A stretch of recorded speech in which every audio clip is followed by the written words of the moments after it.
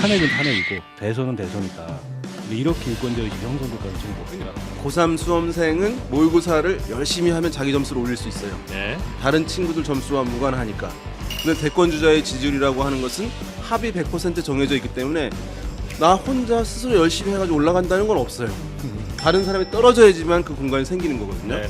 만약 이재명 대표가 무죄를 받는다. 예상을 깨고 그러면은 저는 뭐 경선이고 본선이고 거기서 끝난다고 생각해요. 그러니까 날개 다는 거죠. 네. 걸림돌이 거의 대선과도 없어진다고 보는데 본선에 보면 이게 엄청난 약점이거든요. 이 항소심까지 유죄를 받았다는 이걸 어떻게 극복할 거냐 이게 제일 큰 변수예요. 지금 민주당이 이재명 대표가 원탑인 것도 명백하고 가장 확률이 높은 것도 뭐 이론의 여지가 없는데 네. 1등이 아닌 후보들, 1등이 아닌 후보들은 아직 레이스를 하진 않았다. 레이스를 아직 시작하기 전이기 때문에 근데 최근에 이제 막 시작할랑 말라하는 분위기여서 아까 말한 2심 판결과 그다음에 이제 가상 대결 등등이 있어서 아직은 좀 단정적으로 보일 여지는 없다. 좀 여지가 전혀 없는 건 아니다. 이번 대선의 주요한 변수가 무엇입니까? 라고 이제 묻게 되면 네. 개혁신당의 이준석 의원이 이제 어느 정도의 파괴력을 보일 가능성이 상당히 높거든요. 국민의힘 후보와 단일화를 할 것이냐, 연대를 할 것이냐 여부가 이번 대선의 가장 큰 변수다라고 네. 얘기하는데 앉자마자 한숨부터 내쉬는 분들 오늘 소개해드리고 오늘 특별히 어쩌면 지금 조기 대선의 가능성이 좀 높아지고 있는 상황이기 때문에 또 몸 푸는 분들 이미 거의 선언한 분들 등등 여러분들이 좀 계셔서 과연 그분들의 경쟁력은 얼마나 있는지 그거 한번 분석해보는 시간을 특집으로 마련을 해봤습니다. 오늘 함께해 주실 분들 소개해드리도록 하겠습니다. 오랜만에 오셨네요. 네, 우리 윤희웅 오피니언즈 대표님 어서 오십시오. 네, 반갑습니다. 그리고 박원석 전 의원님 오랜만에 오셨습니다. 네, 안녕하십니까. 네, 반갑습니다. 그리고 신성장 경제연구소 최병천 소장님 네, 안녕하세요. 어서 오십시오. 최은경 기자 함께하겠습니다. 네, 안녕하십니까. 네. 일단 대권 후보라고 할 만한 분들 대단히 지금 많이 있는 거 다른 때보다 좀 더 많은 거 아닌가 하는 생각이 좀 들긴 하는데 이제 사실상 굉장히 지지를 많이 받고 계신 한 분이 계시고 이제 나머지 분들이 굉장히 여러분이 좀 계신 것 같은데 뭐부터 좀 봐야 될지 일단 크게 보면 지금 그 많은 후보들을 쭉 조사한 내용이 있긴 있죠. 예, 그래서 한 번에 그러니까 뭐 1대1 가상구도 가상대결 이런 거 말고 그냥 전체 쭉 줄 세우는 거 그런 조사도 있긴 있죠. 네 그렇습니다. 다자대결이라고 부릅니다. 네. 다자대결 구도 네. 많이 나오고 있는데 지금 그래프 준비됐는지 모르겠는데요. 한번 띄워주시면은 이제 에이스 리서치라고 하는 조사 회사가 네. 이제 조사를 했는데요. 뉴시스의 의뢰를 받아가지고 가장 최근 거고요. ARS 방식입니다. 이재명 더불어민주당 대표가 41.4%, 뭐 굉장히 월등하게 높게 나왔고 두 번째 2위로 김문수 장관이 20.3%로 2위고요. 네. 그다음 이제 한동훈 전 대표 6.7%, 오세훈 시장 6.4, 홍준표 대구시장 6.3, 이준석 전 대표 2.6, 김동연 지사 1.9, 뭐 안철수, 유승민, 우원식, 원희룡, 이낙연, 김경수, 김부겸 이런 순으로 이제 쭉 이어지고 있는데요. 네. 워낙 이제 아까 말씀하신 대로 뭐 한 명 후보가 워낙 높다 보니까 이게 여론조사는 제일 중요한 게 제가 봤을 때 합이 100%라는 거거든요. 100%를 넘어가지 않는 것이니까 많은 이제 주자들이 이런 생각을 해요.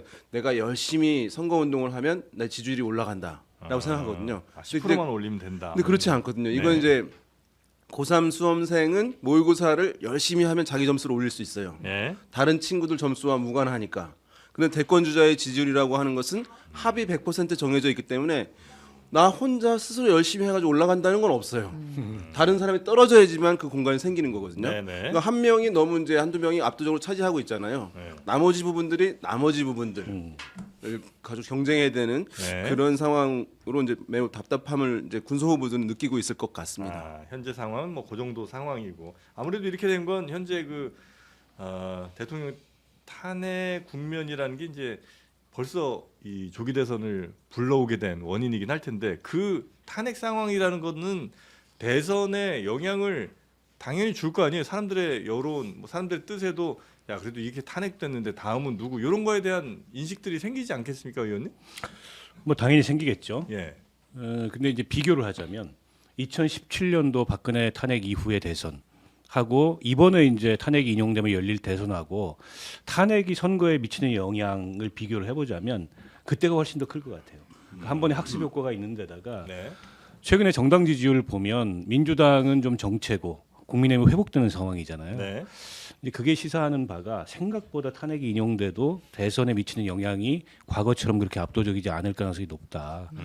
이제 그 얘기는 우리 정치 지형 자체가 네. 일종의 이제 51대 49 그게 더 공고화되고 있거든요. 양극화도 더 공고화되고 네네네. 있고 때문에 탄핵은 탄핵이고 대선은 대선이다. 근데 이렇게 유권자 의식이 형성될 가능성이 높다. 근데 민주당은 왜 이 좋은 어찌 보면 그들에게 좋은 기회일 수 있잖아요. 지지율을 높이는 데는 그거를 잘 못 살리고 왜 국민의힘은 생각보다 이렇게 지지율이 좀 올라간다고 그러니까 혹시들 판단을 저는 하시는지. 민주당이 뭘 특별히 잘못해서가 아니고 예? 좀 구조적인 면이 있다는 거예요. 그러니까 정해진 그런데다가- 지지층을 예, 그런데다가 최근에 네. 결집하잖아요.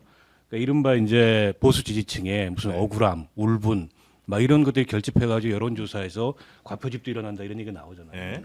그러니까 더더욱 좀 그런 것 같고 오히려 이제 민주당은 과거처럼 2017년도 대선은 누구나 다 그냥 예측 가능했어요. 네. 그 중간에 이제 안철수 후보라는 변수가 있어서 그나마 문재인 당시 후보의 득표율이 41% 정도밖에 안 나왔던 거지.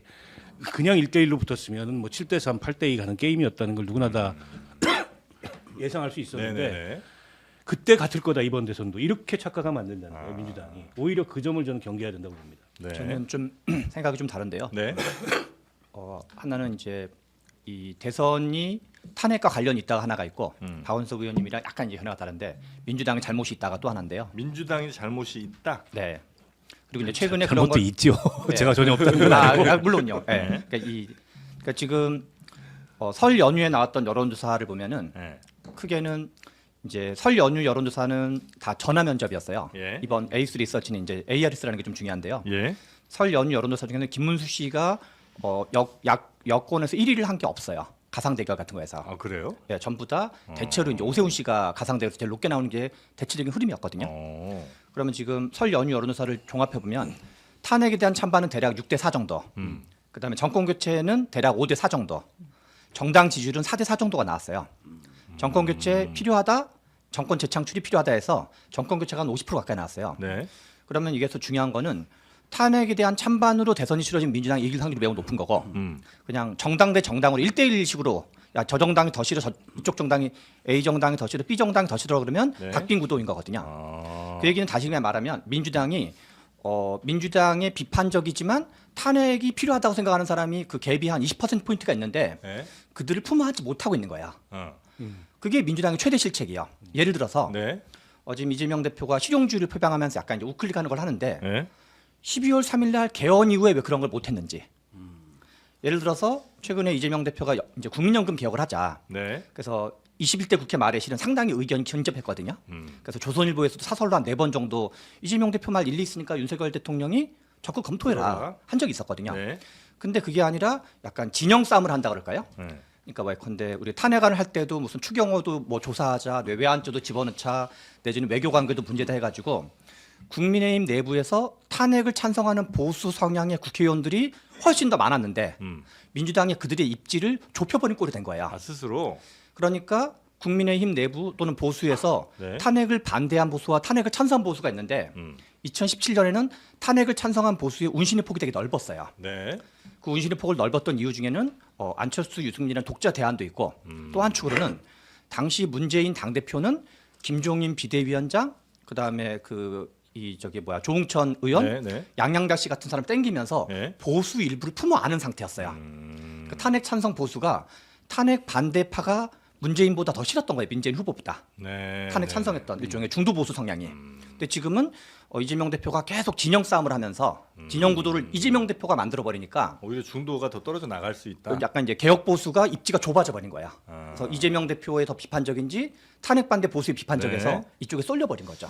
그런 점이 제가 보기에는 네, 네. 중요한 차이점이다. 자, 그러면 지금 이제 뭐 아까 후보 순위들 쭉 얘기를 해주셨는데 여론조사 결과 네. 대략 여야 후보들이 누가 있는지 거론되는 사람들 다시 한번 저 양당을 한번 비교를 해서 알려주시면 좋을 것 같습니다. 우리 최은경 기자께서 좀 알려주실까요? 네, 사진 한번 띄워주시고요. 네. 오늘 제 역할은 이게 마지막이니까 잘 소개해보겠습니다. 김문수 고용노동부 장관, 네. 그리고 오세훈 서울시장, 유승민 전 국민의힘 의원, 이제 국힘 쪽. 네, 한동훈 전 국민의힘 대표, 홍준표 대구시장, 안철수 의원. 이제 이 정도가 지금 거론되고 있는 후보들이고요. 잠룡이고요. 네. 그다음에 이제 야권에서도 네. 야권에서는 또 사진 띄워주시면 네.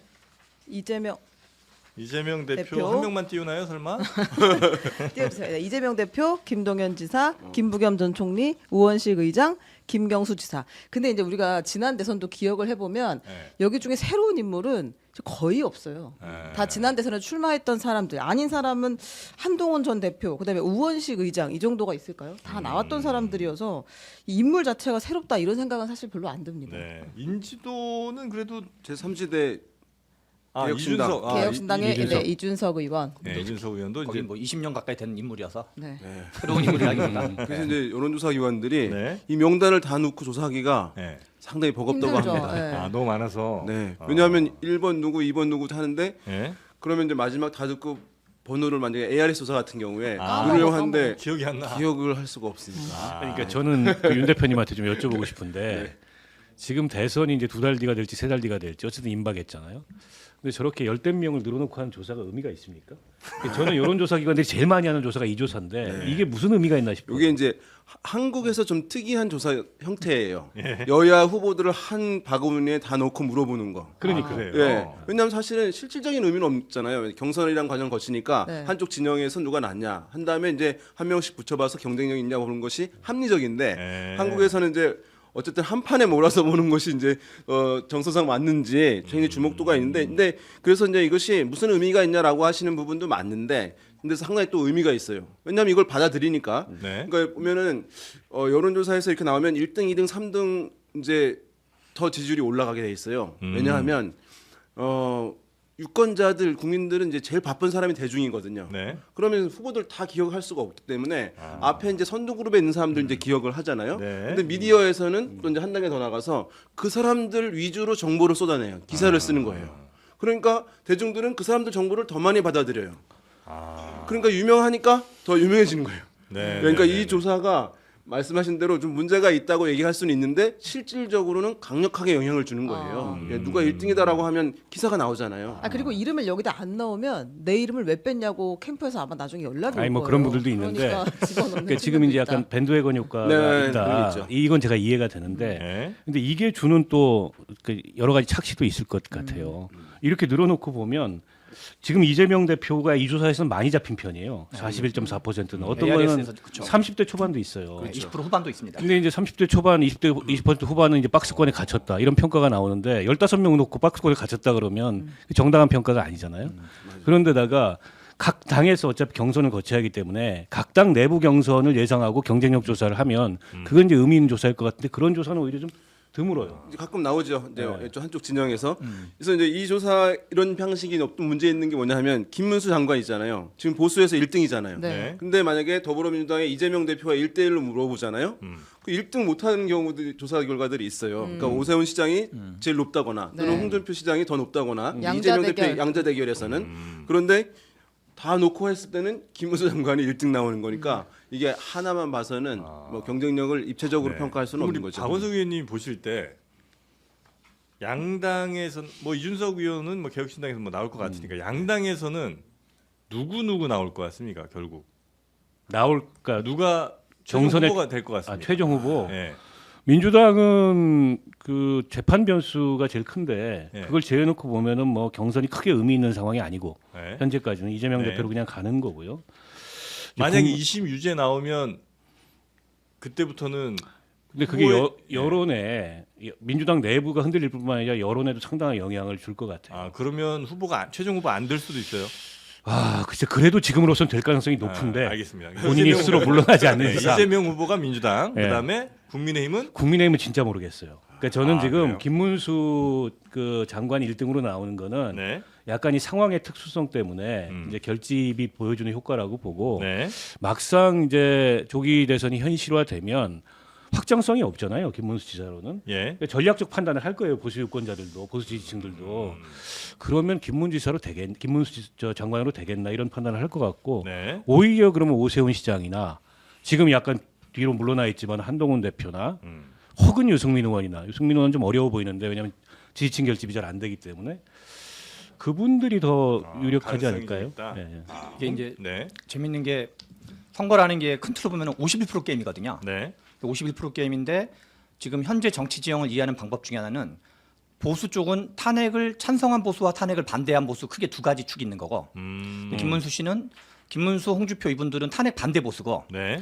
오세훈, 유승민, 안철수는 탄핵 찬성 보수라고 볼 수 있어요. 그리고 이준석 씨도 넓게 보면 그렇게 볼 수 있죠. 네.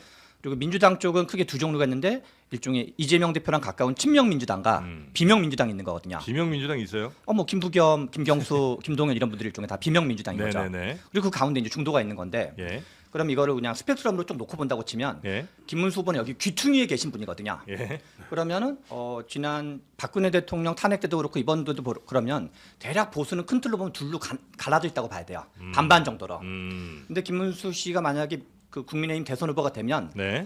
제가 보기엔 민주당에서 감사패 같은 거 드려야 되지 않나. 정광훈, 태극기, 김문수 씨한테 왜냐면 땡큐 베리머치인 거거든요. 맨 귀퉁이에 있는 분이 그게 뭐 ARS 조사 방식이든 아니면 뭐 적극적인 과잉 어떤 적극 응답을 통해서 뭐든 간에 네네네.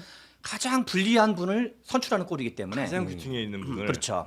그래서 지금 이재명 대표가 실용주의 행보를 하는 것도 뭔가 좀 더 중앙 근처로 올려 그러는 거거든요.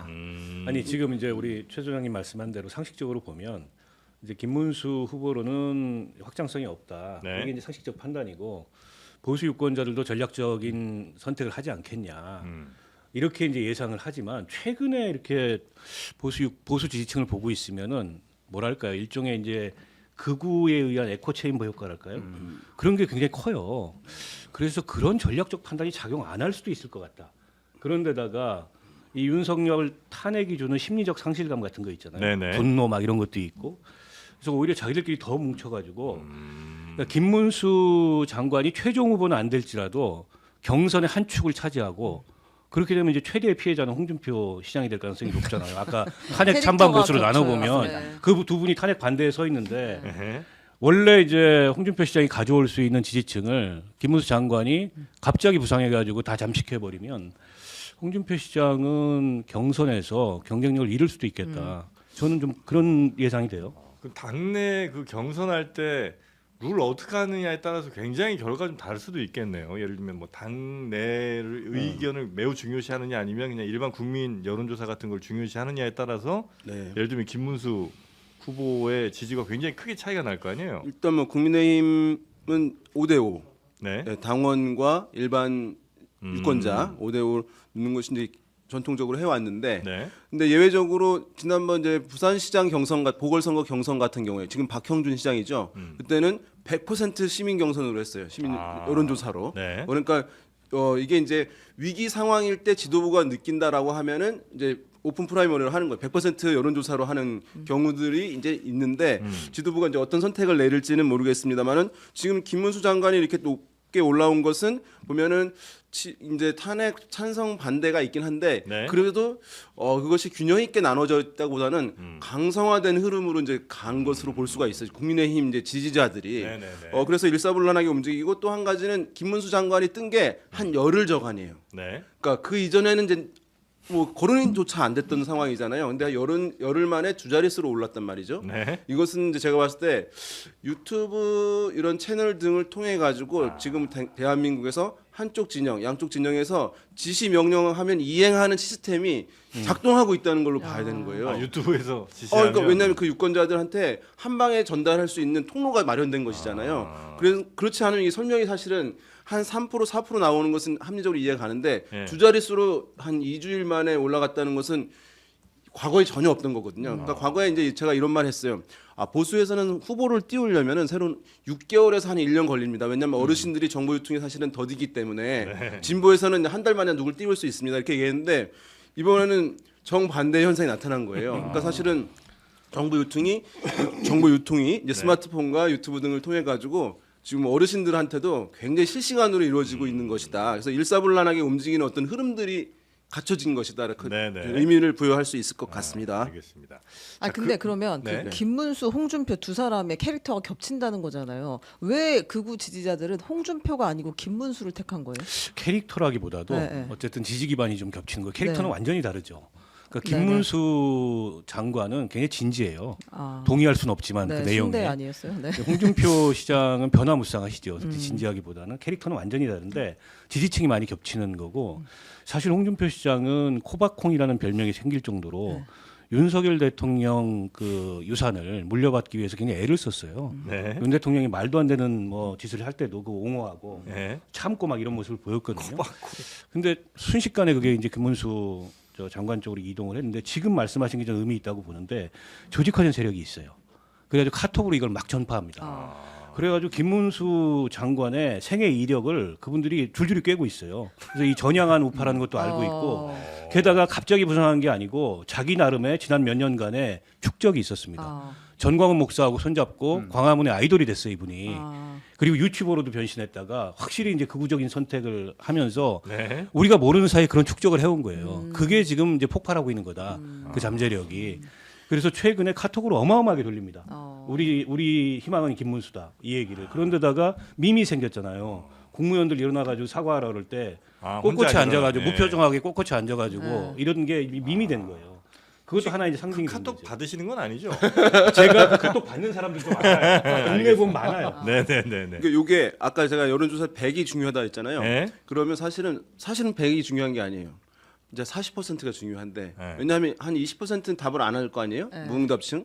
그럼 양쪽 진영을 나누면 합이 40%인 거예요. 네. 그러면 이제 보수에서도 40%가 있는 거예요. 맥시멈이. 그러니까 누군가 한 사람이 40% 월등히 넘어가기는 힘든 거예요. 그러니까 ARS 조사에서는 무응답층이 한 10% 줄어드니까 이제 이재명 대표 같은 경우에 40 넘는 것도 나오긴 하지만 그런데 지금 40% 보수 중에서 이제 탄핵에 반대하는 기류가 제가 봤을 때는 25% 절반 이상 넘어 한 60% 되는 거예요. 네. 그 중에서 이제 상당 부분을 김문수 장관이 나오면서 이제 앗아간 것이기 때문에 지금 이 상황에서 제일 답답하신 분은 홍준표 시장이고 그래서 네. 최근에 여론조사 문제 있다 이렇게 발언을 하시잖아요. 아. 그거는 사실은 이제 애꿎은데 이렇게 분풀이 하시는 거 측면이 이제 있는 거죠. 왜냐하면 지금 캠페인 본인이 자신을 먹어갈 수 있는 판이었는데 지금 의회에 공세를 당해서 네.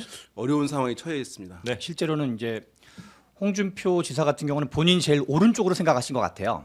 그래서 한동훈 대표가 대표 될 때부터 계속 뭐 주구장창 한동훈 때리기를 해가지고 그 한동훈은 일종의 비윤, 나는 친윤 이 포지션을 취해서 근데 가끔 사안별로 네. 이게 탄핵을 찬성하는지 반대하는지 헷갈리는 스탠스를 취했거든요. 왜냐하면 본인이 맨 오른쪽을 일단 잡았다고 생각하니까 네. 필요하면 중간 갔다가 또 잠깐 오른쪽으로 돌아왔다가. 근데 김문수 지사는 계속 오른쪽에만 있었거든요. 한 번도 흔들리지 중간을 않았어. 얼쩡거린 적이 없어요. 그냥 문재인 대통령은 김일성주의자다. 뭐 이런 얘기도 하시고, 간첩이다, 뭐 뭐 이런 간첩이다 이런 얘기도 하시고 네. 그래서 홍준표 지사는 가끔 이렇게 뭔가 중도가 보기 저거는 뭐 일리 있는 얘기다 하지만 김문수 지사는 절대 그런 얘기도 안 하시는 거죠. 그리고 그게 이제 상징적인 자리가 서영교 의원이 이제 그 대정부 질의에서 네. 국무위원들 사과해서 일어나라. 그랬더니 김문수 지사가 야 그거는 무슨 이렇게 명예훼손 아니냐? 나를 억지로 그 나의 어떤 그걸 강요하냐? 네. 직권남용이다.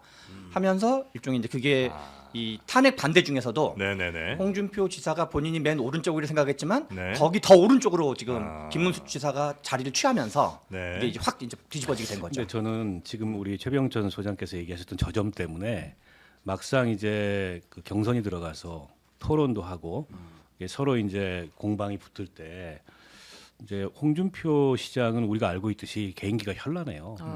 근데 이제 김문수 지사는 외골수로 극우입니다. 이분은 정직하게 극우예요. 타협이 안 되나요? 네. 때문에 이게 변화가 필요한 국면에서 변화가 안 돼요. 계속 그냥 극우적인 주장만 할 거예요. 그래서 오히려 홍준표 시장은 여론조사 지표보다 네. 막상 장내 경선에 들어가서 TV 토론 등이 열릴 때 더 이제 나올 거고. 본인의 역량을 좀 발휘할 가능성이 높고 오세훈 시장도 뭐 토론 이런 거 굉장히 능하게 잘하는 분이거든요. 그런데다가 약간 이제 유연한 중도 확장 이미지도 있고.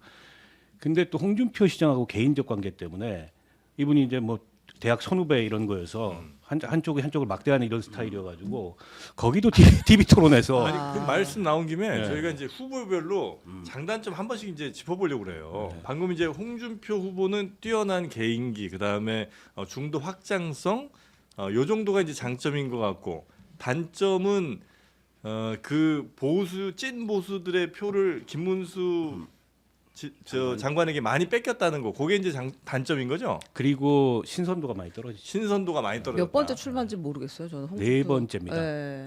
제가 알기로 예전에 이명박 대통령하고 경선했을 2007년부터 때부터 하면 나왔죠. 네 번째 2007년부터. 아, 이 신선도가 많이 떨어져 있어요. 신선도는 뭐 다른 분도 다 떨어져가지고 전반적으로는 네, 홍준표 시장의 장단점 그 정도 되고, 그러면 말 나온 김에 김문수 장관의 장단점은 뭐예요? 김문수 장관의 지금 최대 장점으로 보면 네. 이 아까 말한 뭐 태극기 어르신들 또는 뭐 정광훈 목사 아, 등등의 탄탄한 이쪽에 보수 중에 약간 강경한 입장을 취하는 예, 분들 예, 예. 그분들의 지지가 국민의힘 후보 중에서는 가장 높다고 볼 수 있죠. 일종의 현재. 팬덤도 좀 있다 이렇게 볼 수 있겠군요. 그렇죠. 근데 그 팬덤이 어떤 개인기에 의한 팬덤까지라기보단 상황적 요인의 팬덤이 아직은 좀 더 강한 것 같아요. 네. 아마 국민의힘 후보들 중에서는 대선 출마에 대한 이제 의지를 밝히는 게 네. 가장 늦을 수밖에 없어요. 그렇죠. 현직 장관. 왜냐하면 아버지를 아버지라 하지 못하는 상황인데 왜냐하면 본인을 지지하는 그룹이 윤석열 대통령 탄핵에 극렬 반대하는 그룹과 동일한 거예요. 아. 그러니까 난 대선 출마의 의지가 있습니다라고 얘기하면 탄핵이 되는 것을 나는 받아들인다라는 얘기니까 탄핵 일단 돼야 되네 그러면. 그러니까 그 이분이 이후에나 주장할 수 지금 있겠네. 얘기를 조금이라도 아마 나 대선에 의지를 표명하면은 네. 상당히 내부에 또 논란이 있을 수 있기 네, 그래서 때문에 기자들이 물어보면 자기는 그런 생각 한 적이 없다, 해본 적 없다 이렇게 아니 항상 얘기를 하고 전략적으로 있어요. 그렇게 답변할 수밖에 없어요. 없는 네. 그런 상황이죠. 네. 김문수. 근데 한 가지 장관의- 좀 재밌는 거는 네. 계엄 직후에 그때쯤에 이제 1월 1일쯤에 신년 여론조사를 했을 때는 그때 이제 MBC, KBS가 전화 면접으로 조사를 했는데 네. 탄핵에 대한 찬반을 물었을 때 70대 25 정도가 나왔어요. 탄핵이 필요하다가 70이었고 지금 25 정도 나왔거든요. 네. 최근에는 이 이제 그 윤석열 대통령 체포 국면 이후에는 설날을 전해선 6대 4 정도 나오고 있는데 네. 그러면 15% 정도가 빠지고 오르고 그랬어요. 그럼 이게 우리가 이제 가설이 두 가지가 있을 수 있는 거예요. 하나는 네. 실제 여론이 바뀐 건지 여론의 응답의 적극성이 바뀐 건지. 다시 말해서 탄핵을 찬성하는 보수 쪽 분들은 약간 좀 응답에 소극적이고 그런 분들은 일종의 약간 화이트 칼라라든가 아니면 대기업 뭐 어떤 부장급이라든가 이런 이제 경제적 우파들이 많거든요. 네. 시장주의 성향이라든가. 근데 요 어르신 세대들은 좀 예컨대 북한은 빨갱이, 민주당은 다 빨갱이 그런 약간 안보 우파 성격이 강하거든요. 네. 그래서 저는 이게 이 여론조사가 지금 이걸 이제 과표집이라고 표현하긴 뭐하지만 그 국면에 따라서 한쪽이 적극 응답하는 거 명백한 것 같아요. 네. 네. 왜냐하면 있어요. 그거는 진보층과 보수층이 국면에 따라 이렇게 숫자가 확 바뀌거든요. 그래서 저는 지금 현재 앞에서 우리 윤 센터장님 말씀하신 것처럼 탄핵 찬성 보수와 탄핵 반대 보수가 원사이드하게 많아진 건지 아니면 여전히 비율은 비슷한데 데이터상으로 그렇게 집계되는지에서 그걸 좀 저는 알아요. 후자일 가능성이 적지 않다. 그래서 저는 헌재가 딱 인용을 하면 네. 이 보수 중에서 약간 탄핵 찬성 보수는 약간 이제 좀 먹물기가 있는 보수들이어가지고 네. 근데 대선이 점점 다가오면 저는 이분들의 응답률도 올라갈 가능성이 높다고 봐요. 그럼 그래서- 그분들이 올라가면 결국 김문수가 아닌 다른 후보들을 그렇죠. 지지할 거다. 그리고 하나만 더 추가하면 네. 2017년 박근혜 대통령이 탄핵이 된 뒤로 2018년 지방선거, 2010년 총선 이렇게 등등 선거가 있을 때 네. 황교안, 나경원 지도부 등등의 탄핵을 반대한 보수가 지도부일 때 민주당이 전부 다 압승을 했어요. 근데 언제 선거가 뒤집어지냐면 네. 2021년 4.7 재보선 때부터 뒤집어져요. 네. 오세훈 서울시장, 박형준 부산시장, 그다음 6월 10일 날 이준석 당대표 선출, 그리고 2021년 11월 5일 날 윤석열 대선 후보 선출에 요 네 명의 공통점, 오세훈, 박형준, 이준석, 윤석열의 공통점이 한 가지가 있어요. 탄핵을 찬성한 보수라는 거야. 다시 말해서 탄핵을 반대한 보수가 국민의힘의 간판 얼굴일 때는 아, 진다. 민주당이 다 압승했고, 아. 그러니까 보수의 코어 유권자들이 네. 야 우리 맨날 지기만 하네. 그래서 실은 그 시기에 탄핵을 강을 건넜던 거죠. 유승민 씨를 통해서 건넌 게 아니라 네. 오세훈, 박형준, 이준석, 윤석열을 통해서 실은 탄핵을 강을 건넌 거죠. 네. 그래서 네, 네, 네. 저는 그런 상황이 있기 때문에 이 보수 유권자들이 정말 김문수를 할지 오세훈 할지는 좀 더 봐야 된다. 네네네. 이게 요즘에 최근에 이제 이 흐름에서 말씀하신 대로 보수층들이 조사에 대한 적극적인 태도가 좀 발견되긴 해요. 근데 어떤 분이 물어보죠. 아니 조사는 전화가 오는 걸 받는 것인데 무슨 적극성이 있냐? 직접 전화해서 하는 것도 아니고. 그런데 이제 뭐냐면 응답률이 대체로 높아졌어요. 이전보다. 아. 응답률이 높아진다는 예전에 것은 그냥 끊을 사람들이 끝까지 안 한다는 끊어. 거니까 그런 데서 이제 뭔가 의지가 발현된다고 할 수 있겠고 또 네. 보게 되면 어떤 조사들에서는 매우 이제 진보냐 보수냐만 묻는 것이 아니라 매우 진보예요, 매우 보수예요 이렇게 하거든요. 매우 보수 비율도 좀 높아졌어요. 그러니까 이제 어떤 성향들이 강화되고 참여하는 부분들이 있는 것이고 이것이 네. 총선 같은 경우도 나타나는데 어느 정당이 경선을 하잖아요. 그러면 이제 그쪽 진영 의견들이 좀 많이 반영되는 측면이 있어요. 그래서 지금 이제 그 상황이 일정 부분 돼 있는데 100% 이거라고 볼 수는 없는데 네. 이 구속에 대해서 윤석열 대통령 구속에 대해서 민주당이나 일각에서는 이것은 이제 심판의 시작일 뿐이다라고 보는 시각이 있잖아요. 근데 또 많은 사람들 같은 경우는 현직 대통령이 구속됐어. 상당 부분 이거 심판된 거 아니야?라고 보는 시각도 있는 거예요. 네, 네, 그러니까 네, 네. 그런 것들이 반영되면서 최근에 이제 여론들이 이제 좀 변화가 있었다 볼 수 있겠습니다. 혹시 우리 지금 방송 보시는 분들도 본인이 보수인지 매우 보수인지 아니면 진보인지 매우 진보인지 중도인지 한번 좀 댓글 올려주시면 저희도 한번 여론조사 한번 돌려보도록 하겠습니다. 자 일단 김문수, 홍준표 두 사람에 대한 뭐 장단점, 뭐 한계 이런 거 살짝 봤고요. 그 다음에 오세훈 시장은 뭐 장점은 뭐 토론 같은 거 이제 능하고 최대의 장점은 서울시장이라는 겁니다. 서울시장. 네. 그게 최대의 장점이라고 보고요. 예. 그리고 역대 서울시장들은 대통령까지 된 분은 저 MB밖에 없지만 늘 다 서울시장 경쟁력 있는 후보들이었어요. 네. 이제 그게 최대의 장점이고 두 번째로는 오세훈 시장의 성향이나 이제 지나온 이력으로 보면 약간 이제 중도층을 소구할 수 있는 그런 어떤 중도적 성격 혹은 그런 확장성 이런 것들이 좀 기대된다는 측면이 있고 네. 제가 생각하기에 약점은 이분이 박력이 없어요. 박력이요. 네, 그래가지고 좀 밋밋하고 심심하고 확 이렇게 이 사람을 빨아들이는 네. 뭐랄까 이런 게 좀 없고 토론 같은 거 잘하거든요. 네. 근데 홍준표 시장 같이 잘하지는 못해요. 홍준표 시장은 그 능수능란하게 막 상황을 주도하고 네. 막 이제 극에서 극으로 변신하고 이러잖아요. 네. 막 이제 책상도 치고 뭐 버릇없이 이런 얘기도 하고 그러니까 이런 류의 너무 모범생 같은 거예요. 밋밋하게. 이게 제가 보기엔 약간 오세훈 시장이 갖고 있는 여러 장점에도 불구하고 이게 매력이 잘 안 생기는 논리적으로 상대방 약간 뭐 꺾은 것 같긴 하지만 사람들이 볼 때는 별로 이렇게 감동적이진 매력이 않아요. 안 생기는. 매력이 안 저는 이제 생기는. 조금 약간 이제 생각이 다를 수 있는데 네. 하나는 서울시장 4번 했던 거 앞에서 네. 우리 박 의원님 네 말씀하신 번이나 것처럼 했나요? 네번 했어요. 유일한 두 번 하고 네, 중간에 한 번씩 사퇴도 하고. 보궐하고 예, 두 두 번은 번이니까. 중간 중간이어가지고 그리고 그래서 합산에서는 한 10년 정도 한 것 같. 10년 그죠 10년 조금 네. 넘겠죠. 네. 두 번째는 탄핵을 찬성한 보수라는 거 네. 앞에서 말씀드린 것처럼 그게 이제 확장력의 본질인 네, 거고 네. 세 번째는 박력이 없는 거예요. 이게 그게 장점이에요. 장점. 장점이라고요? 왜 박력이 없는 거냐 주냐냐면 네. 역대 대통령 선거를 보면 전 대통령 임기 말 이제 레임덕이 보통 걸렸잖아요. 예. 전 대통령이랑 이미지가 반대되는 사람이 유리했어요. 아. 이 차별화의 본질 같은 그 건데. 박력 있는 윤석열을 윤석열을 박력으로 볼 수 있나? 오세훈을 간다. 아니 이게 박력이란 표현을 할 때고 이게 거칠다. 그다음 뭔가 뭐 약간 스트롱맨이다. 이건데 지금 정치권에서 약간 스트롱맨 이미지가 그리고 뭔가 이렇게 독불장군 이미지 그런 느낌이 윤석열 대통령과 이미지가 가장 가까운 사람이 누굴까? 제 보기에 한 분은 이재명 대표로 봐야 되고 그리고 홍준표 의원도 지사도 약간 네, 그런 네, 성격이 네, 있는데 그러면 여기에 대해서 사람들이 약간 피로도가 있으면 뭔가 오히려 야 이제는 뭔가 좀 부드러운 사람이 돼야 되는 거 아니야? 그리고 상호 존중하는 사람이 돼야 되는 거 아니야? 그래서 최근에 이재명 대표의 홍보를 보면 예. 어떻게 보면 약간 윤석열스러운 이미지에서 탈피해서 오세훈스러운 이미지로 바뀌려고 하는 걸 볼 수 있거든요. 최근에 뭐 약간 한미동맹도 강조하고 좀 약간 말도 좀 점잖게 하려고 하고 정책도 약간 우클리가 하려고 하는 게 그래서 실은 저는 현재는 윤석열 대통령과 비슷한 이미지는 일단 마이너스다. 그래서 뭔가 좀 야 나는 윤석열이랑 다른 캐릭터야. 비슷한 이미지 찾기 어려워요. 물론 그렇기도 하죠. 독보적이긴 합니다. 네. 그래서 조금이라도 더 멀어지는 그건 오히려 거를 장점일 수 있다. 저는 그런 면이 있다 생각해요. 뭐 그런 면도 평화 있을 수 시에는 원래 이게 단점인데 예. 왜냐면 경선에서 이기려면 팬덤이 중요하거든요.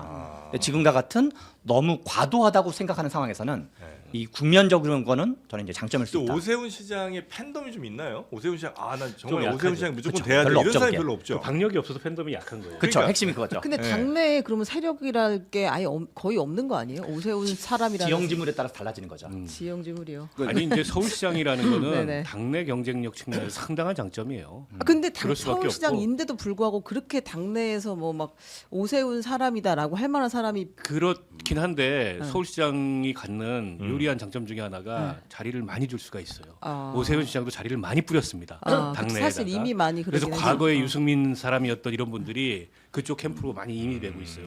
여기도 많이 나오셨던 진수희 전 장관 같은 경우에 아, 일부러 얘기 안 했는데. 사실은 오세훈 캠프로 가신 거잖아요. 그렇죠. 사실 오세훈 캠프로 가신 거잖아요. 네. 그렇게 서울시장이 발휘할 수 있는 여러 가지 장점들이 있어요. 그래서 이제 합리적으로 보면 이제 과거의 선거들 패턴으로 봤을 때는 네. 본선 경쟁력은 이제 국민의힘 후보들 중에서 오세훈 시장이 제일 높지 않겠냐. 아, 예. 본선. 왜냐하면 중도층에서 소구력이 가장 크니까 실제로 세계일보 한국갤럽 최근 조사를 보게 되면 이제 이재명 대표 1대1 다 붙였는데 그 중에서 오세훈 이제 시장이 제일 높았고 예. 중도층에서도 제일 높은 지지를 얻고 있었기 때문에 다만 이제 그런데 지금의 이제 국민의힘 지지자들 또는 당원들이 강성화된 이 흐름 중에서 과연 이제 경선에서부터 위력을 발휘할 수 있을 것이냐에 이제 논란이 이제 있는 상황이니까요. 네. 뭐 지금 그 정도로 볼 수 있지 않을까 네. 싶습니다. 그러니까 하나를- 본선에서는 네. 경쟁이 더 있을 것 같은데 경선을 못 넘길 것 같은데. 문을 열어야지 되는데 네. 만약에 갑자기 명태균 씨가 등장해가지고 그게 이제 오세훈을 가만두지 변수죠? 않겠다 이제 이렇게 되면 또 그것도 뭐 변수가 여러 되지 명을 가만두지 않을까. 않겠다고 하고 네. 있어서 지금 네. 홍준표 시장도 별로 자유롭지 않은 것 같고. 어. 근데 저는 큰 변수 안 될 것 같아요. 아, 명태균은. 명태균 씨가 이제 이미 뭐 본인이 구속돼 있는 상황에서 그래요? 뭘 흔들고 이런 게 쉽지 않을 것 같고 어. 제가 들은 정보로는 홍준표 시장도 오세훈 시장도 직접 명태균하고 연락을 주고받거나 한 건 없대요. 그러니까 중간에 누군가 껴 있는데 그러니까 오세훈 시장 같은 경우에 뭐 오래된 후원자가 뭐 뭘 했다 아, 네. 뭐 이런 얘기들이 있는데 그것도 제가 보기에는 꼬리 자르기가 가능한 수준일 것 같은데. 그 명태균 씨가 윤석열 대통령이 탄핵 전에 굉장히 이제 주목이 되는 거죠. 네. 그런데 탄핵이 만약에 된다 윤석열 대통령이 그리고 어쨌든 지금 이제 구속돼 있는 상황인데 그 이후에는 이제 명태균에 대한 주목도가 사실은 이제 처음처럼 커지지는 않을 수 있는 거죠. 너무 예전에 큰 한마디 이슈들이 한마디가 있으니까. 그냥 무조건 탑이었는데. 네. 그런 것도 있고 네. 또 한편으로는 이 명태균 씨 입장에서 한번 생각을 해보면 예. 지금 여론조사상으로 누가 이길지 모르는 것도 있고 네. 그리고 설령 뭐 민주당이 이긴다 하더라도 이게 무슨 원수를 질 일이 별로 없거든요. 홍준표 지사가 됐건 오세훈 시장이 됐건 본인이 직접 나서서 몇 월 며칠 날 내가 뭐뭐뭐를 했다라고 막 적극적으로 얘기하면 모르겠지만 네. 굳이 이렇게 약간 척지는 일을 할 필요가 있나 여기 하나가 있고 네. 두 번째는 증거라는 건 어떤 증거는 명명백백하게 완전히 100% 확실한 그런 증거는 세상에 없거든요. 그냥 야, 내가 한 게 아니라 그냥 그 사람의 개인적 일탈이었다든가 나랑 뭐 사전 허락 없이 했다든가 그런 식으로 얘기하면 공방으로 되지 이렇게 완전히 그냥 중도가 보기에도 확실하게 될 가능성이 없고 네. 그리고 또 하나는 홍준표 지사님도 원래 세력 있는 분이 아니에요. 근데 지난번에 건건일초가 다퉜던 거였거든요. 지난 대선에서. 네. 네. 그래서 저는 예를 들어서 현재 그 국민의힘의 일종의 캐릭터 중에서 김문수, 홍준표, 오세훈 세 명이 있으면 네. 그나마 셋 중에 누가 가장 안정감 있을까? 너무 좋아하시는 거 아니에요? 네. 아니 그런 거 전혀 아닙니다. 저는. 약간 그 님자를 유일하게 붙이신 것 같은데. 아니, 그런 거 전혀 없습니다. 네. 아니 왜냐하면 임자를 제가 붙였을 리는 별로 없고 그 친윤이 지금 국민의힘의 최대 개파인데 네. 이분들이 누굴 선택할까? 김문수 지사를 선택할까? 네. 홍준표 지사를 선택할까? 네. 뭐 오세훈 시장을 선택할까? 했을 때 저는 일단 홍준표 지사는 선택을 안 할 것 같아요. 왜냐면 캐릭터가 워낙 세셔가지고 네. 그러면 나머지 둘 중에 한 분인데 누구를 할 건지 좀 고민을 할 수 있을 것 같다. 근데 그런 결과적으로 당의 후보가 되려면 친윤이 점지해야 된다는 생각. 아니 그건 아니죠. 왜냐하면 아까 말씀드린 여론의 지형이 있어서 네. 근데 큰 덩어리 중에 하나인 건 명백하죠. 여론을 움직이는. 오늘 나온 기사를 보니까 그 아까 이제 말씀하셨듯이 홍 시장이 스타일이 뭐 세력을 만드는 스타일이 아니고 그렇죠. 혼자 독립군으로 움직이는 이제 독고다이라 그러죠 흔한 말로 네. 그런 스타일인데 최근 들어서 그 친윤 중에 아주 원조 친윤들하고 관계 개선을 모색하고 있다. 윤한홍, 뭐 장제원 이분들을 만났다 이런 기사를 최근에 봤어요. 네. 그래서 친윤도 좀 내부적 분화가 좀 있을 것 같고요. 똑같은 선택을 하지는 않을 것 같고 이미 한두 뭐 번이 아니다. 아니 사실은 패족이 되는 게 맞잖아요. 예, 그렇죠. 예. 근데 이 사람들이 막 변신을 할 거예요 이제 네. 탄핵이 인용되면 거기서 이제 선택이 좀 갈리겠죠. 누구는 오세훈으로, 누구는 홍준표로, 뭐 누구는 김문수로 아직 어느 쪽으로 쏠린다고 보기는 어려울 것 같고 그러니까 홍 시장도 과거 자기 스타일만 고집해서는 안 된다 이런 걸 좀 느끼는 게 아닌가 싶어요. 최근 움직임. 네. 자 그리고 국민의힘에 또 우리가 빼놓을 수 없는 한동훈 전 대표. 한동훈 전 대표는 요즘에 이제 굉장히 조용하긴 한데 그렇다고 안 나올 사람은 아니잖아요. 뭐 많이 무조건. 만나신다면서요. 누구도 만나고 누구도 만나고. 예, 최근에 뭐 사람들 많이 만나는 것 같은데 한동훈 전 대표의 장단점은 약간 오세훈 시장이랑 좀 겹치는 부분이 좀 있나요? 저는 좀 다르다고 달라요? 생각하는데 일단 젊고요. 전부 아니 도대체 뭐가 젊다는 거야? 저는. 아니 그 그 상대적으로 중에서는? 상대적으로 나머지는 다 젊고, 50년대생, 60년대생인데 아, 거기 이제 70년대생이라 가장 상당히 신선하다. 차이점이죠. 아. 젊고 그다음에 강력한 팬덤이 있습니다. 네. 그게 장점이라면 가장 큰 장점이고 이분의 약점은 결국에 비토인데 예. 그러니까 이게 보수 강성 지지층의 비토 이번 이제 탄핵 사태로 인한 음. 그리고 다른 하나는 이제 검사죠. 이분도 경력이. 아. 그게 이제 본선에 경선은 모르겠는데 본선에 큰 약점이에요. 아, 검사 물론 이제 대통령에서 이렇게 되는데. 강점 중에 하나는 이분도 계엄에 반대하고 탄핵에 찬성했다는 게 중도층에 접근할 수 있는 강점이죠. 근데 이제 한동훈 대표의 팬덤이라는 게 강력할 수는 있지만 규모가 크진 않지 않나요? 훈이 제가 사람 규모는 잘 모르겠는데 위드훈이. 위드훈이 강도는 꽤 높더라고요. 아, 강도 높다. 네. 열성 지지층이 있다. 한동훈 욕하면 막 악플 엄청 달려요. 아 그래요. 저는 조심하겠습니다. 단점 중에 네. 박 의원님이 말씀 잘하셨고 이제 추가를 하나 하면 네. 저는 국회의원 경험이 없는 게 엄청 큰 단점이죠. 아, 그래서 실은 지난 총선 때 원래는 출마를 했어야 되는 거죠. 아, 근데 약간 뭐랄까 국회의원은 좀 이렇게 뭐랄까 이 거리두기를 한다 그럴까요? 아 내가 저런 것 따위에 나는 신경 안 쓰겠다. 그런 식으로 뭔가 비정치, 약간 탈정치스러운 거를 염두에 둔 것 같아요. 그런데 지금 국면도 그렇고 네. 대선 국면도 그러니까 지금 국민들은 뭔가 안정감 같은 걸 원하고 있거든요. 이게 진보든 보수든 간에 안정감을 원하고 있는데 야 국회 경험 한 번도 안 해본 사람이 뭘 할 수 있겠어? 그게 제가 보기엔 여러 가지 단점 중에 하나죠. 그런 사람이 대통령 되면 계엄군 보내고 그러는 거예요. 아하. 국회에. 약간 공간이 이제 애매해졌어요.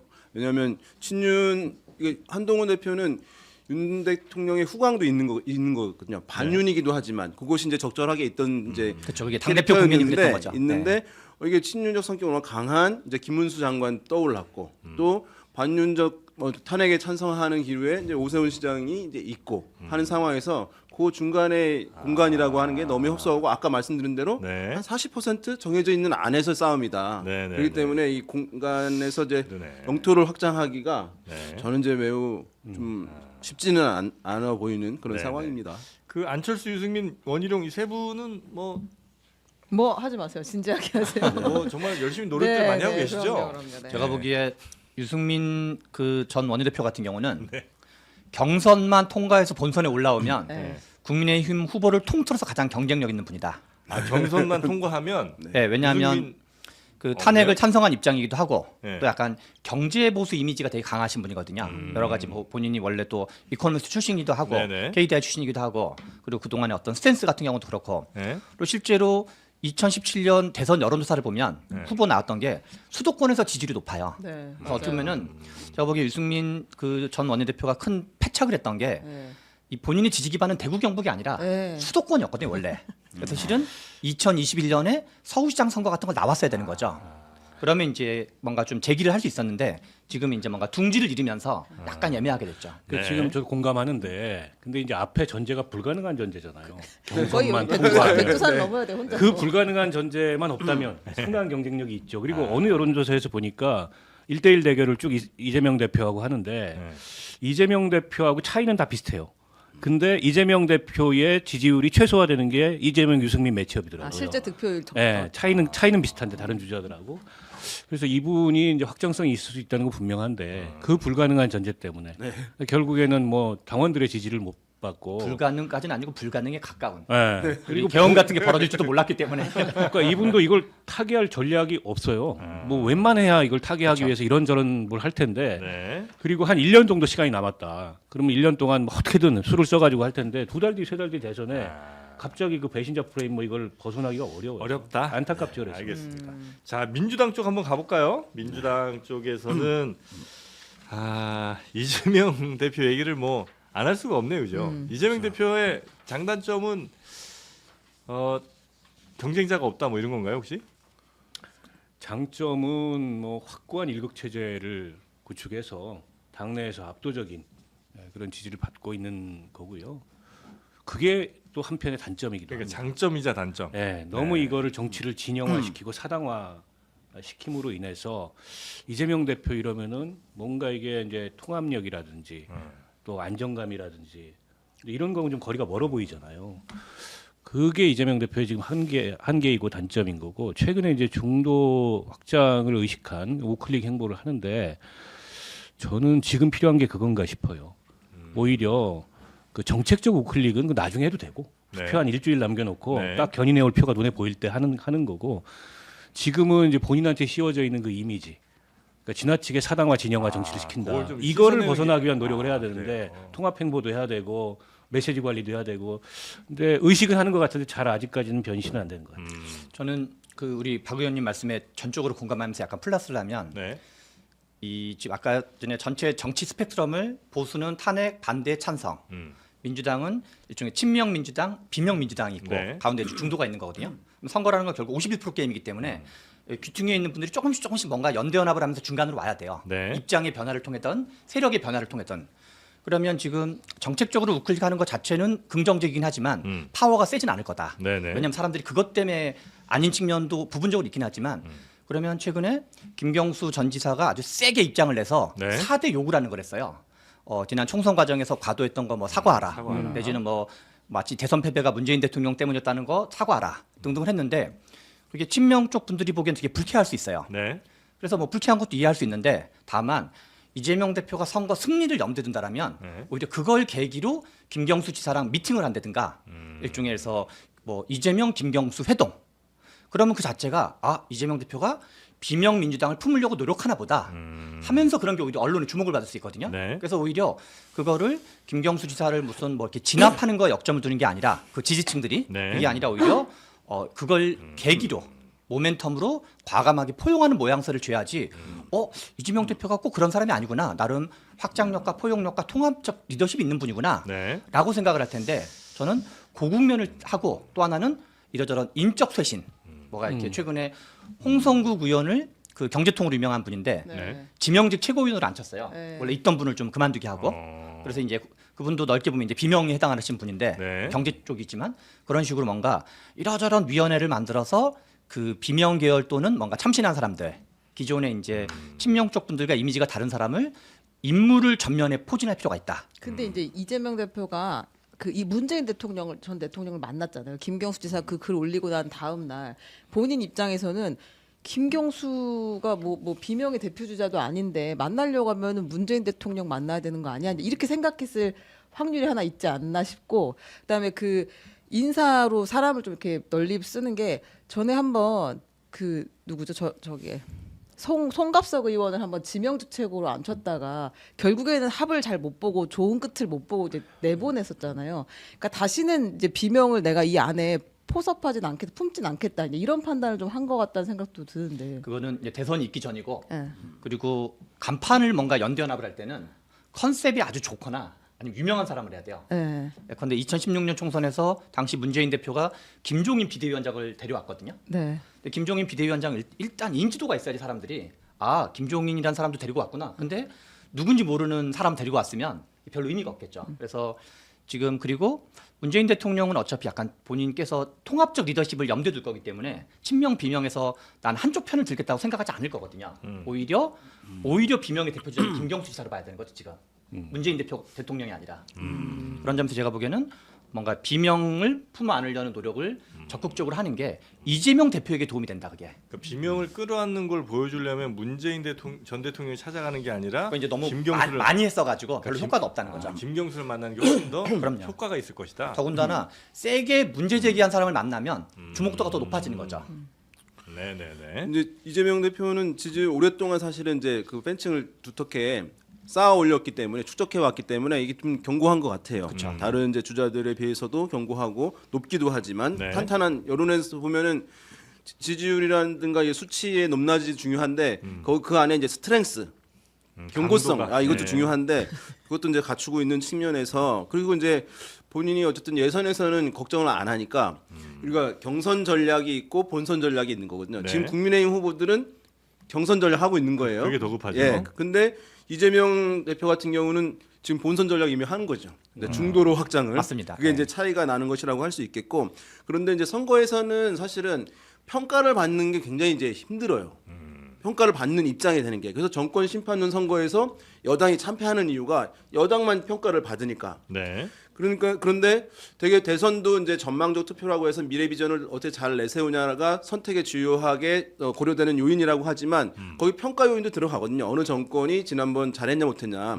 그러면 지금 같은 경우에는 민주당이 야당이니까 도전자니까 네. 평가는 여당 후보가 받아야 되는 게 맞는데 윤 대통령이 지금 이제 무너졌어요, 사실상. 네. 그러니까 골리앗이 무너졌는데 이제 그러면 평가의 대상이 오히려 이제 야당 대표가 돼버린 상황이에요. 이재명 대표가 평가를 받고 방어자의 입장이 돼 있는 이제 형국으로 좀 진행되고 있는 상황이 어떤 이제 과거의 대선과는 좀 다른 패턴인 것이 이제 좀 특징 중에 하나입니다. 저는 이재명 대표가 뭐 이미지 개선 차원이 아니고 대선 전략으로 그러니까 본선 전략이죠. 적극적인 통합과 포용 행보를 해야 된다. 이 통합 포용이라는 게 그 어쨌든 임박했지만 차기 대선에 굉장히 중요한 가치이고 시대 정신이 될 수밖에 없어요. 지금 정치가 너무 극단적으로 분열화돼 있고 이대로 가면 체제가 붕괴한다 이런 우려가 나올 만큼 극단화돼 있기 때문에 거기에 굉장히 책임이 있는 분 중에 한 분이에요. 책임이 없다고 하기가 어렵습니다. 네. 워낙 이 정치를 진영화시키는 모습으로 그동안에 비춰졌기 때문에 당내에서부터 이견을 가진 사람들, 서로 생각이 다른 사람들을 적극적으로 포용하고 그걸 확장해서 이제 탄핵에 찬성했던 이 여권 인사들 중에도 탄핵에 찬성했던 사람들 있고 중도적인 그 여론층도 탄핵에 찬성했잖아요. 그러니까 탄핵 찬성 연합을 넓게 구성한다 이런 생각을 가지고 본선 전략으로 가야 된다고 보고 정책적 우클릭은 그보다는 좀 또 보조적인 수단이라고 봅니다. 그러니까 네. 경제가 굉장히 중요한 또 대선에 가치이고 쟁점이 될 거기 때문에 그와 관련돼서 기존의 무슨 기본사회, 기본소득 이걸 넘어서서 좀 적극적인 정책을 내놔야 된다. 그 점은 이해를 하는데 지금 그보다 더 중요한 건 일종의 이제 통합 포용 확장 이런 행보를 당 안팎으로 해야 된다. 네. 이런 말씀 드리고 싶어요. 하나만 네, 더 네. 추가를 하면 87년 민주화 이후의 역대 대선 중에서 네. 진보 보수가 1대1로 붙었는데 진보가 이긴 적이 한 번도 없어요. 중간에 누가 껴야 돼요. 예를 들어서 바로 직전 그 박근혜 대통령 탄핵을 생각해 보면 네. 박근혜 대통령 탄핵이라는 어마어마한 사건이 있었고 당시 뭐 촛불 인파는 지금보다 네, 훨씬 네, 더 네, 많았거든요. 네, 네. 한 5배, 10배 더 많았던 것 같은데 그때 대선 결과를 어땠었냐면 문재인 후보 41%, 심상정 후보 6%, 그 진보 후보 둘 분만 합치면 47%였어요. 두 명만 합치면. 득표율이 네, 득표율, 최종 득표율. 네. 그 이제 그리고 이 홍준표 24%, 음. 그다음에 안철수 후보 21%, 유승민 후보 7%. 그래서 합쳐가지고 일종의 이제 안철수 후보까지 합치면 이 53%였거든요. 그래서 실제로는 그리고 김대중 후보도 DJP 연합을 했고 노무현 후보도 정몽준과 단일화를 했고 네. 이런 식으로 이 민주당 계열 후보가 단독으로 51% 넘은 적이 없기 때문에 박근혜 대통령 탄핵 시점에도 그래서 실제로는 앞에서 말씀드린 스펙트럼 생각하면 이재명 대표는 우리 박 의원님 말씀하신 것처럼 비명과 먼저 통합을 하고 그다음에 다시 중도 보수 일부를 또 통합하는 일종의 2단계, 3단계 통합 과제가 남아 있는 거예요. 네. 안 그러면 이 국민의힘에서 김문수 후보 같은 분이 되면은 땡 잡는 거지만 만약에 중도 확장력 있는 사람이 되면 네. 뭔가 되게 곤란한 상황이 될 거라는 걸 장담하지 않을 수가 없거든요. 그래서 지금부터 뭔가 이렇게 갈 길이 멀기 때문에 네. 과감한 통합 행보들을 많이 해야 된다. 어쨌든 그리고 또 정치 이벤트니까 경선도 좀 흥이 좀 나야 될 텐데 경선이 너무 이렇게 이제 지난번 뻔하게 가면- 박근혜 대통령 탄핵 때는 민주당이 요 라인업을 잘 짰다라고 평가를 해요. 그쵸. 그러니까 이제 문재인 후보, 안희정 후보, 이제 이재명 후보 이렇게 있어서 약간 캐릭터가 다르고 지지 기반도 좀 다른데 이 경선이라는 것이 이제 일종의 최종적으로 단일화 효과를 얻는 거거든요. 내 지지층은 아닌데 저 사람들 지지층인데 이 사람 한 사람이 후보가 됐어요. 그럼 옆에 손을 같이 들어주잖아요. 네, 네. 이게 이제 단일화한 거예요. 단일화 효과로 플러스 알파의 지지율을 이제 가져가는 것이 경선 전략인 거예요. 어떤 이제 앞서가는 후보가. 그런데 지금 같은 경우는 워낙 이제 경쟁 자체가 어려운 상황이니까 네. 경선 효과를 얻기가 힘들다는 점. 그래서 이제 지금 어떻게 라인업을 좀 잘 짜서 이제 1위가 되는 후보를 지지율을 좀 더 몰아줄 수 있는 것을 갈 수 있을 것이냐. 이것이 제가 보니까 민주당 내 상당히 이제 고민되는 이제 아이템이라고 하더라고요. 그 진짜 고민은 그걸 것 같아요. 그 결국 이제 3월 중순쯤이면은 네. 2심 항소심 결과가 나올 텐데 어떤 결과가 나오냐에 따라서 민주당 경선 구도 아니면 대선의 본선 전략 전체가 많이 흔들릴 가능성이 있는데 1심하고 거의 동일한 결과가 나온다. 그럼에도 불구하고 이재명 대표가 계속 고한다. 그때 이제 당내가 굉장히 많이 흔들릴 텐데 그게 어떻게 귀결될지. 만약 이재명 대표가 무죄를 받는다. 예상을 깨고 그러면은 저는 뭐 경선이고 본선이고 거기서 거의 끝난다고 봐요. 그러니까 이게 날개 다는 거죠. 네. 걸림돌이 거의 대선 가도에 없어진다고 보는데 이제 문제는 앞서 얘기했던 것처럼 유죄가 이 당선 무효에 해당하는 그러니까 피선거권 박탈에 해당하는 형을 받았을 때 지금 상태에서 이재명 대표 일단 안 물러날 것 같고 당내 세력으로 봤을 때도 안 물러난다고 했을 때 경쟁을 통해서 그걸 이길 수 있는 당내 연합을 다 해도 소위 말하는 비명주자들이 가능할까? 가능하지 않을 것 같고 그러나 본선에 보면 이게 엄청난 약점이거든요. 이 항소심까지 유죄를 받았다는 건 자칫하면 뭐 대통령 임기가 또 중단될 수도 있는 건데 네. 이걸 어떻게 극복할 거냐 이 딜레마를 그게 제일 큰 변수예요. 네. 사실은 그것 이외에 민주당 대선 후보의 변수는 없다고 봅니다. 이재명 대표의 다른 변수 좀 얘기하면 안 될까요? 3대 변수를 정리해 볼 수 있을 것 같아요. 3대씩이나 돼요. 네, 시간이 얼마 없어. 네. 하나는 2심 재판, 네. 두 번째는 2심 재판만큼 중요한 게 네. 2심 재판 이후의 가상 대결. 이게 엄청 중요하고요. 네. 그다음 세 번째는 국힘 후보가 누가 되냐. 이 세 가지가 본선까지를 내다봤을 때 이재명 대표 가장 중요한 3대 변수가 아닌가 싶습니다. 네. 자 그리고 다음 후보들도 좀 봐야 되잖아요. 그렇죠. 김동연 지사도 선호도가 상당히 높게 나왔습니다. 네. 네. 다 묶어서 얘기하시죠. 그럴까요? 그러면 김동연, 우원식, 네, 김부겸 전 김경수? 총리, 김경수 전 지사 이렇게 있었는데 그래도 제일 제 눈에 신선했던 건 우원식 의장이에요. 왜냐하면 그 전에 대선 주자로 거론되지 않았는데 탄핵 국면이 지나면서 우원식이라는 이름이 숫자와 함께 떠올랐거든요. 그러니까 이게 더불어민주당의 군수 후보들, 그러니까 뭐 군수 후보. 네. 그러니까 지지율이 낮은 이제 분들 아까 김문수 장관의 여당의 후보 나오면서 몇몇 후보들이 타격을 입었잖아요. 네. 지금 얼마 없는 공간, 이재명 대표가 가져가고 얼마 없는 공간에 이 출마 가능성이 사실 높지는 않은 우원식 의장이 들어오게 되면서 그나마 한 10% 정도를 나눠갔던 거를 한 5%를 나눠갖게 돼버린 거예요. 그러니까 다른 분들이 지지율이 더 떨어지게 된 것이어서 그런데 이제 우원식 의장은 이 상황을 좀 즐기고 있겠죠. 이제 본인의 이제 위상이 높아지는 네. 것이니까 그래서 이제 그것이 어떻게 갈래가 빨리 되는 것이 다른 후보들한테 좋은 것이라고 보긴 하는데 근데 어쨌든 뭐 이제 아까 말씀드린 대로 이재명 대표와 지금 차이가 워낙 크기 때문에 두 분 말씀하신 그 2심 결과들 이런 것과 맞물리지 않으면 크게 이제 변화가 나타나기는 힘든 그런 상황이긴 할 텐데요. 네. 근데 오세훈 시장이 서울시장인 게 매우 중요한 장점이라고 하면 김동연 지사도 경기도 지사인 게 상당한 장점인 거 아니에요? 자리를 많이 주고 사람을 쭉 그렇긴 그동안 한데 끌어당기려고 했는데 서울시장하고 경기지사는 일단 레벨이 좀 아, 다르고요. 그런가요? 그래요. 경기도 네, 무시바람 많이 아니에요? 다릅니다. 많이 다르고 그리고 오세훈 시장은 그 당의 적자로서 서울시장이지만 그 김동연 지사는 아니요. 김동연 지사는 또 사실은 굴러 들어온 그 뒤늦게 민주당에 참여한 합류한, 관료 출신에 네네네. 때문에 좀 달라요. 좀 다르고 저는 저 김동연 그 지사도 볼륨을 업하기 위해서 사람도 많이 영입하고 네. 특히 이제 친문 쪽 많이 영입했다고 하는데 그분들이 결정적 국면에 다 이제 김동연 지사 캠프로 흡수될지도 아직은 미지수예요. 모르면 뻐꾸기 둥지가 될 수도 있어요. 거기가 아직은 모르는 거고 그래서 저는 봐야 되는데 우원식 그 의장은 제가 생각했던 예상했던 것보다는 파괴력이 약해요. 저는 훨씬 더 치고 나갈 줄 알았어요. 왜냐면 약간 헌정의 수호자 같은 그런 이미지였기 때문에. 근데 이건 이제 국회의장직이 있다 보니까 본인이 아직은 거리두기를 하는 것 같습니다.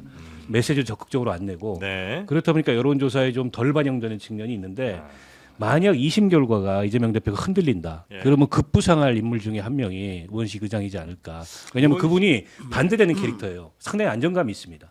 이제 그런 게 많이 국회의장 조명을 하다가 받을 것 같아요. 대통령 하긴 좀 모양이 좀 모양새 안 맞죠. 만만치 않죠. 네. 모양새 안 맞고 국회의장도 또 치열하게 해서 됐잖아요. 네. 근데 갑자기 내던지고 대선 나간다 그러면 그분 정치 그 행로에서 보면 잘 안 맞아요.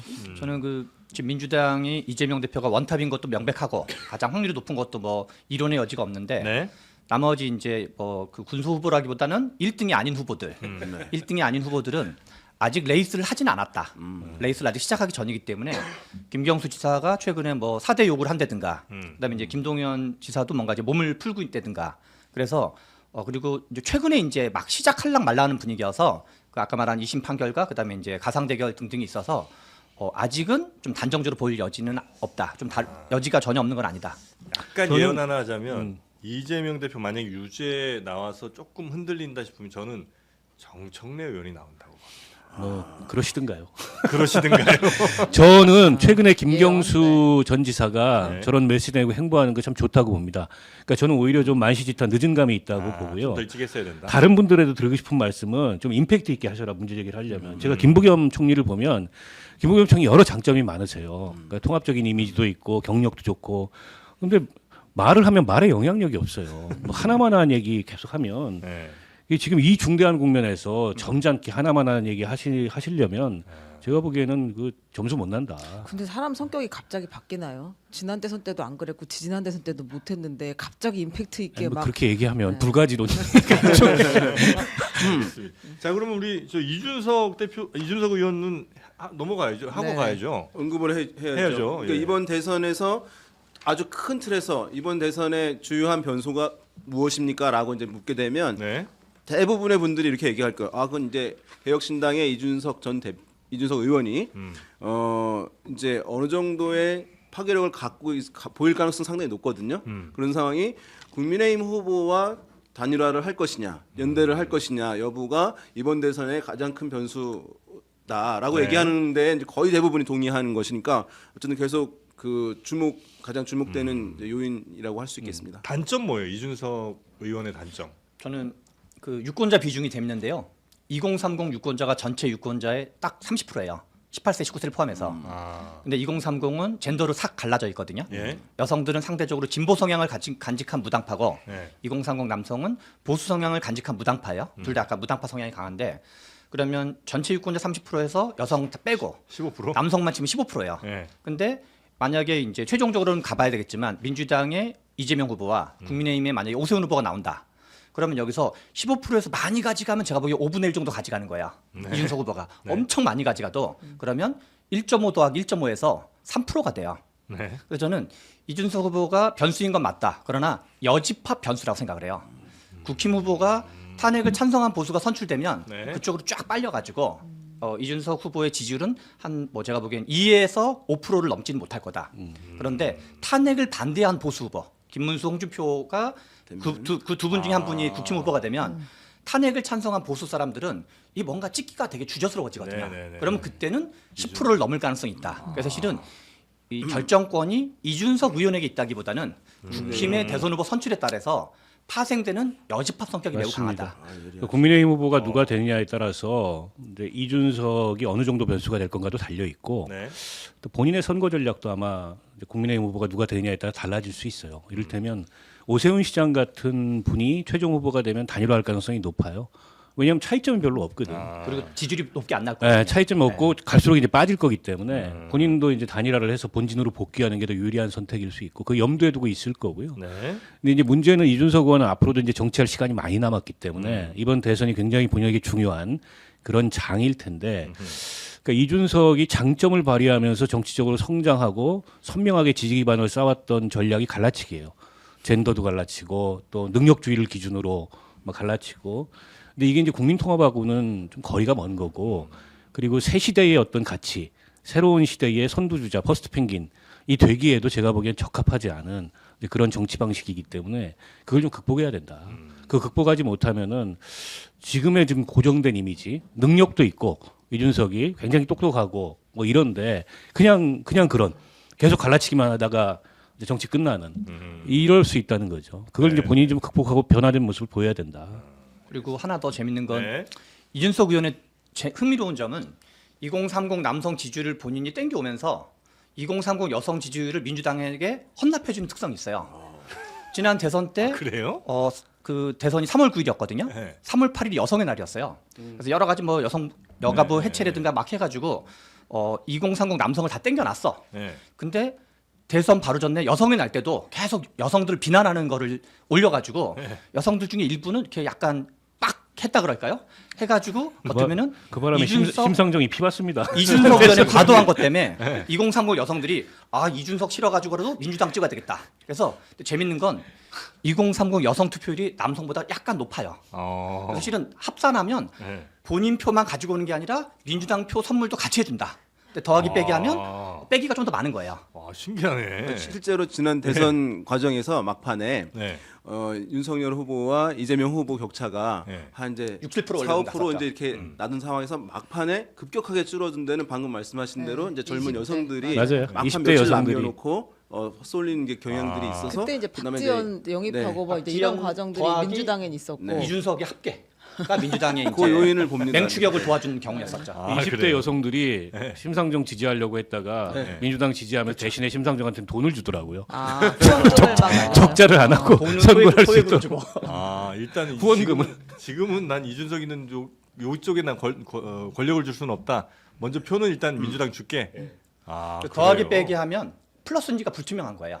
본인의 어떤 PR에는 큰 도움이 돼요. 정치적 존재감에서는. 네. 그러나 이제 더하기 빼기라면 약간 항상 마이너스 성격이 높다고 봐야 이제 되는 거죠. 당선되는 후보가 아니기 때문에 전략을 바꾸지 않을 거예요. 계속 갈 겁니다. 이게 이제 좀 근데 본인한테 단일화 한 다음에도 그렇게 걸림돌이 하면 되겠죠. 이제 상대 후보한테 이렇게 선물해 주는 거죠. 그럼 단일화 하는 게 아니 단일화를 하더라도 네. 본인이 그거를 인지하고 절제할 필요가 있는데 네. 어떤 본인 PR을 열심히 하면 민주당 선거운동도 간접적으로 같이 해주는 거죠. 절- 근데 만약에 스타일이 김문수 장관 같은 탄핵에 반대했던 후보가 국민의힘 후보가 되면 이준석 공간이 넓어집니다. 그렇죠. 득표도 상당히 할 거예요. 아주 흥미롭네요.